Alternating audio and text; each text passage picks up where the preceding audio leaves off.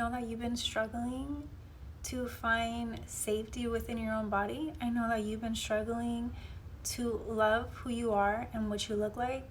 And I know that you don't fully feel like your body is your home, because your home should be a safe space for you to be in. Your home should feel like the best place to ever be. But you don't feel that way when you're in your body. In fact, you feel that your body is your enemy. And so this is what Spirit has to say. Accept yourself as you are. And I said, well, what if there's something that, we want to change about ourselves? And they said, well, you can't force yourself into change. The first step towards aligning yourself with who you want to be or how you want to be is to accept yourself exactly where you are. They said to hold a lot of loving space for the version of who you are. There has to be zero shame. It's fully accepting and fully loving the version of what you are and who you are. And they said to see the love in this version, to find love, even if it's not the best version of yourself that you want to be. Maybe there's things that you do want to change and you're not, and you don't feel accepting of it. The thing is that they want you to accept it. They want you to see this version of yourself as if you would see the same way that you would hold space for maybe your own child, having so much compassion and loving space and understanding for this version and how you got here and why you are that way, right? They said really get to know this version, really understand them and validate them. They said once you do this, something in you will click, because there will be some type of understanding, and so there will be some type of perception shifts because of the understanding, because of the acceptance, and this will ignite change. And then they said, see, you didn't even have to try to change. It just came to you. It just bloomed out of you because there was this shift. And it all happened because of this acceptance. Then I asked, well, what if you want to change something physical about yourself? What if you don't like something physically and you want to change it?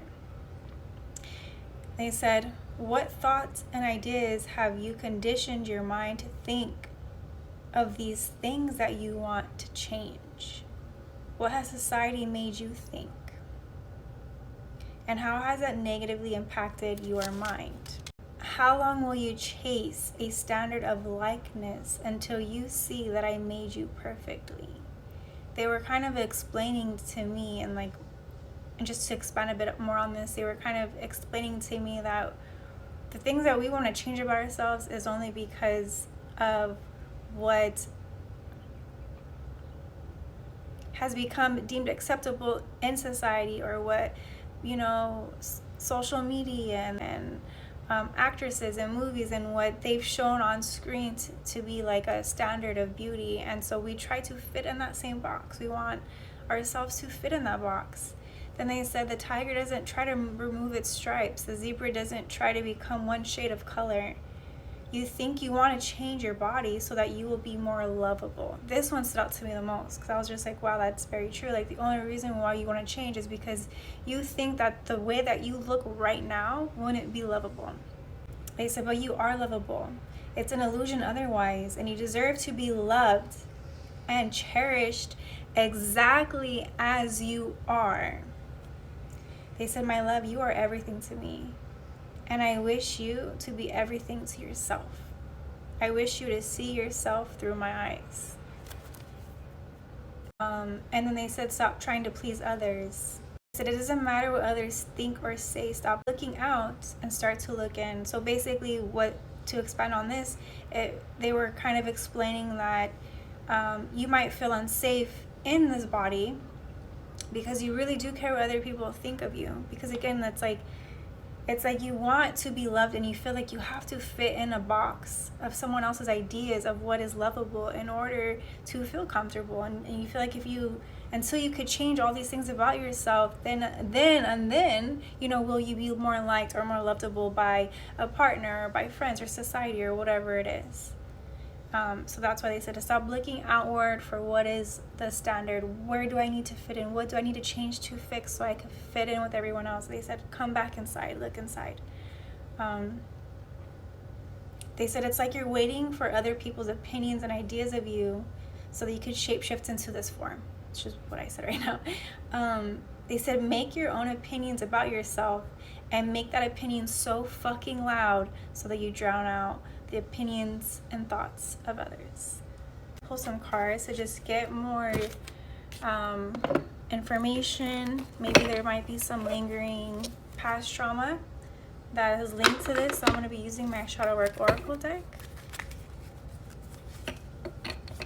I split the deck and look, we have imposter syndrome and toxic friends right away at the split. So you might have had friends who said things to you that made you think that you were not valuable or lovable. They might have made comments about your body or about who you were that made you not feel good, and so maybe it did make you feel like imposter syndrome. And this is also stemming from a past life, so tap in with that. This could be, if you don't believe in past lives, then this could just be stemming from generational trauma, meaning it was passed down from another parent. Yeah. And then we have unhealthy habits. Unhealthy habits could be around the way that you're thinking of yourself. Maybe you are just so conditioned to think badly about yourself, and it has become a habit. And we have self-destruction here. Yeah, it feels like you really just tear yourself down a lot. You're tearing yourself down a lot. Heart chakra. And I was feeling my heart space it was kind of like a pain in my heart space when I was channeling these messages. So that is something that you want to work on, is balancing the heart chakra so that you could love yourself. It's not that,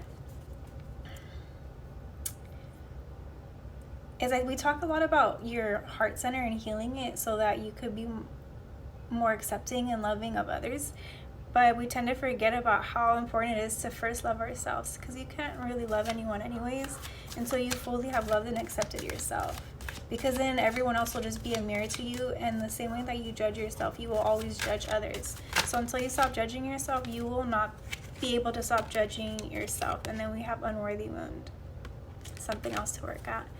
Last card, angels. Yeah, unworthy wound, like you don't feel that you are worthy of love. And so that is why and I was saying this, passed down. I just said that earlier. This is passed down. This is probably something that maybe your mom or your dad dealt with, your grandparents. And then this was like flipped out. We have some type of emotional abuse. I do feel like someone talked down to you. Someone in your lifetime has talked down to you and made you feel less than. And this is carried out. So now that you're basically carrying on the tradition, and now you tear yourself down. I feel like now you emotionally abuse yourself. This could also go both ways. There might be someone who still does it. Whoa. So this one flipped out. So it's asking you to read some books. There might be some self-love books out there. I can't think of anything on the top. If I think of something, I'll put it here on the screen. Be honest with yourself. Maybe there's a heart-to-heart conversation that you need to have about where this is stemming from. They want you to also start eating a bit better. I guess the foods that you're eating might be contributing to being super negative. And then we have Archangel Uriel wants to work with you. Archangel Uriel really helps with motivation. So I feel like that is something that you're needing. Yeah, and then cutting cords from this version of yourself, or these thoughts of yourself. Cut the cords to these negative thoughts that you have of yourself. So that is what I have, loves. I hope it resonates. Let me know in the comments, and we'll see you guys next time.